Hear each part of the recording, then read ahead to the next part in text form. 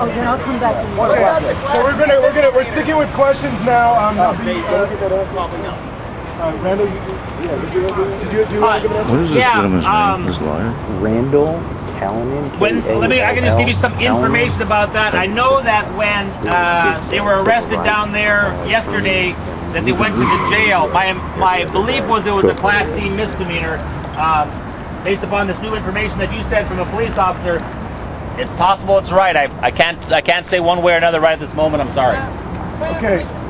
Point of information. They were told by the officer. They were told by the officer that it was a Class B misdemeanor. That it was a Class B misdemeanor. Criminal trespassing. Criminal trespassing. Okay, we're just doing questions. I got you. Okay. My question to Randall. Is whether he is aware of the new noise ordinance put into effect. Is whether he is aware of the new noise ordinance put into effect. On Wednesday. On Wednesday. I do believe that the new noise ordinance has to do with that police officers have the discretion to determine what is too much noise, and you could get arrested for the noise ordinance. Look, instead of having a decibel register. But I don't know if it passed yet. They were just discussing it.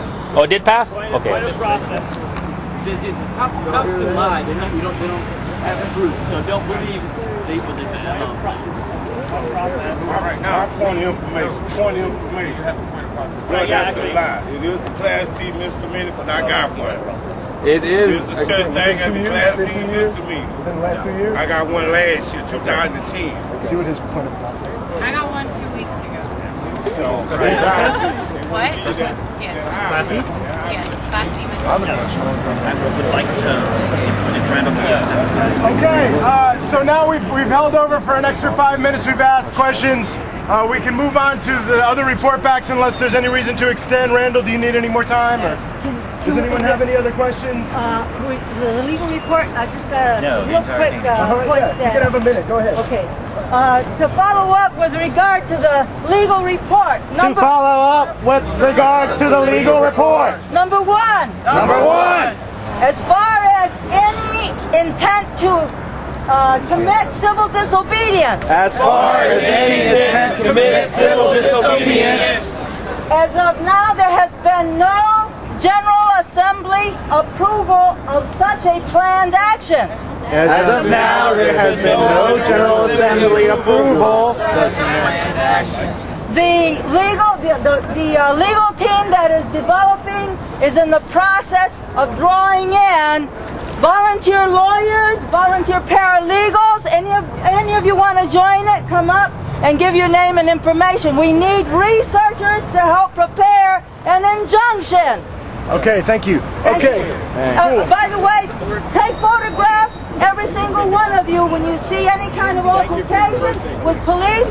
Be neutral, take photographs and videotape of any kind of interaction with police and protesters. Thank you. Okay. All right, so it's really important that we try to go through the process because a lot of people have opinions. This is really contentious. I hope that I can moderate this well because I actually don't have a preference. I'm not sleeping here at night, so I'm going to go, whatever way it goes is fine. I think the possibilities are, there are collective outlining the possibility, but, understand whether it's scientific material. Question. Yeah, I just wanted to ask Justin's opinion if he had known. The other guy said that that's part of the interview fair as well, I guess, Tranquility Park. And I was wondering if they said it's okay, but is that still under the permit? You mentioned it, too, and he said it was okay. Okay. They're going to cover one street, we're going to cover one. And we believe them? We're trusting them? Okay, so yeah. Yeah, question, Maria. It's kind of directed to you. You laid out a group decision, a collective decision on, in essence, civil disobedience. But I think we have to make the distinction, maybe on an individual basis, there are some individuals that may feel that that's what they need to do. In response to that, that's exactly right. Every individual always has the right to free speech and freedom, the First Amendment rights to exercise those. However, I just wanted this Occupy Houston body to know that Occupy Houston legal volunteers are not going to engage wholesale in terms of launching any kind of injunction or civil disobedience kind of legal paperwork without the General Assembly's approval. That's all. All right, so Individuals cannot let me have just their own. remind everybody. I remind everybody every time I'm moderating of this important decision that we made. Nobody can speak, negotiate, or get permits in the name of Occupy Houston. That's something the General Assembly can decide on. No individual is authorized to speak. If you are doing an interview and somebody asks you, what do you stand for? We can look at things that we've passed and say we stand for the corporate corruption of democracy because that has passed. However, if your particular spin on that is the best way to do it is to end the Fed or to put on hats, you know, that's not, you're no longer speaking in terms of Occupy Houston, and you switch to I statements. That applies to anybody on any behalf, whether you're media, whether you're legal or whatever. Okay, we have a report back. Randall wants to just clarify, you made a phone call to answer that question, and then next we're going to have a report back from Outreach.